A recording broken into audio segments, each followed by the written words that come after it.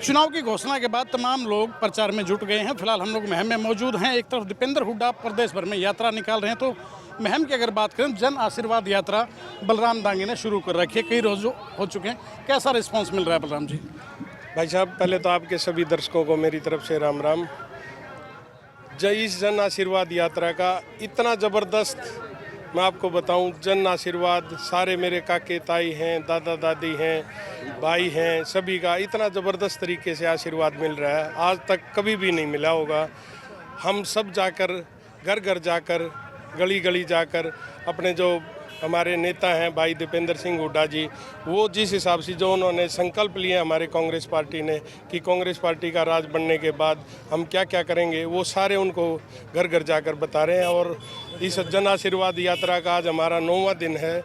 आपने देखा होगा पहले भी मीडिया के थ्रू इतना ज़बरदस्त तरीके से, मतलब हज़ारों की संख्या में मेरे कार्यकर्ता सारे महम हल्के के साथ चल के सारा दिन सुबह 9 बजे से लेकर शाम को 7 बजे तक हज़ारों की संख्या में कार्यकर्ता साथ चलकर इस जन आशीर्वाद यात्रा में भाग ले रहे हैं। तो आप कितना कॉन्फिडेंट हैं इस मामले को लेकर कि बदलाव करने जा रही है जो हरियाणा की जनता?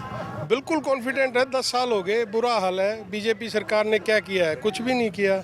नहरों में पानी नहीं, पीने का पानी नहीं, स्कूलों में मास्टर नहीं, अच्छा अस्पतालों में डॉक्टर नहीं, और कोई जन सुविधाएं नहीं, सारा बुरा हाल करके रख रखा है। कोई सिस्टम ही नहीं है इनका।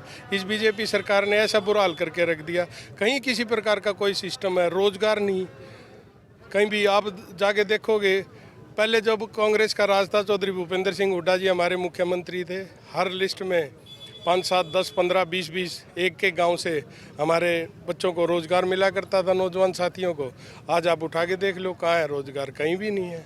लेकिन मुख्यमंत्री तो कहते हैं कि हमने लाखों बच्चों को रोजगार दिया है और किसानों का तकदीर बदल के रख दिया, ऐसा दावा किया जा रहा है। नहीं, वो कहते हैं, कहने को कोई कुछ भी कह ले, लेकिन कागजों में देखो ना आप उठाकर। आप जब पेपर वर्क करके देखोगे, बुद्धिजीवी वर्ग से हो आप, हमारे पत्रकार साथी हो, आप जब जाके देखोगे, आंकड़े उठा के देख लो, कांग्रेस राज में किस हिसाब से काम होते थे और अब क्या हो रहे हैं। कुछ भी नहीं हो रहा। ये इस बीजेपी सरकार ने सिर्फ जात पात पे और धर्म की राजनीति के अलावा और कोई काम नहीं किया। मुख्यमंत्री तो कल भी बड़ा दावा करके गए हैं हाँसी रैली में कि हम सबसे ज़्यादा फसलों पर MSP हरियाणा सरकार दे रही है। भाई साहब, दावा तो कोई भी कर लो, दावा करने में क्या जाता है, लेकिन नीचे आप देखो ना, लोगों से आप पता करोगे, आपको सब सच्चाई का पता चल जाएगा। आपने जाके किसी से पूछा भी होगा कि भाई वो खुश है इस सरकार से। हर वर्ग परेशान है, किसान हो, व्यापारी हो, कर्मचारी हो। आप ये देखो कौन सा वर्ग इस सरकार से खुश है? सारे परेशान है बुरी तरह। पिछले 10 साल में महम को कहाँ से कहाँ देखते हैं आप? देखो, जब चौधरी भूपेंद्र सिंह हुड्डा जी 2014 में इस अपने हरियाणा प्रदेश के मुख्यमंत्री थे, उस टाइम तक महम में विकास हुआ। हमारे 3 कॉलेज बने, ITI बनी, JBT बनी, और भी अन्य जो भी स्कूल थे, जितने भी सारे स्कूल बने। हमारे जो एक बहुत पुरानी मांग थी रेल की, वो रेल भाई दीपेंद्र हुड्डा जी लेके आए महम में। तो मतलब अनेकों प्रकार के काम हुए। उसके बाद बता दो कहाँ क्या हुआ है। लेकिन बलराज कुंडू जो यहाँ के करंटली जो निर्दलीय MLA, वो तो कहते हैं कुछ किया ही नहीं किसी ने यहाँ पर। भाई साहब, ये तो लोग बताओगे कराया कि ना कराया। मैं उसके बारे में ज़्यादा वो बातें नहीं करना चाह रहा। वो आदमी, उसका कुछ वो नहीं है। वो एक व्यापारी आदमी है, व्यापार करता है, वोटों का व्यापार करता है, इसके अलावा और कुछ नहीं करता। कल बड़ा कार्यक्रम किया, अपनी पत्नी का भी उन्होंने नाम अनाउंस किया कि जुलाना से उनको भी लड़ाएंगे। चलो, ऐसे तो चाहे अपने बेटे को भी लड़ा ले, के बात है। घर की पार्टी है उसकी, किसी को कोई कर ले। जुलाना में वो पहले ये कहता था मठा दीजिए, वो तो भाई दीपेंद्र हुड्डा जी के बारे में भी ये कहता था, जिसको ABC का नहीं पता लोकसभा का, और उनको लोकसभा में भेज दिया। तो मतलब उसकी कोई बात नहीं है। उसको आज कुछ है, कल कुछ है, परसों कुछ होगा। उसकी जुबान कुछ वो नहीं है किसी प्रकार का। उनका कोई मतलब, कोई कहते हैं ना कि भाई एक आदमी जो कहता है उसके ऊपर खरा उतरता है, वो ऐसा आदमी नहीं है। मेरा एक अंतिम सवाल है, बलराम दांगी टिकट को लेकर कितना कॉन्फिडेंट है? बिल्कुल, देखो, पिछले 24 साल से मैंने अपने महम हल्के में हर दुख सुख में मैं साझी हुआ हूँ, काम किए हैं। लोगों के हर एक 24 घंटे लोगों के लिए हमेशा तैयार रहे हैं, 24 घंटे के लिए तैयार रहे हैं। लोगों के काम भी करवाए हैं, सुख दुख में आना जाना, यहीं पे रहना।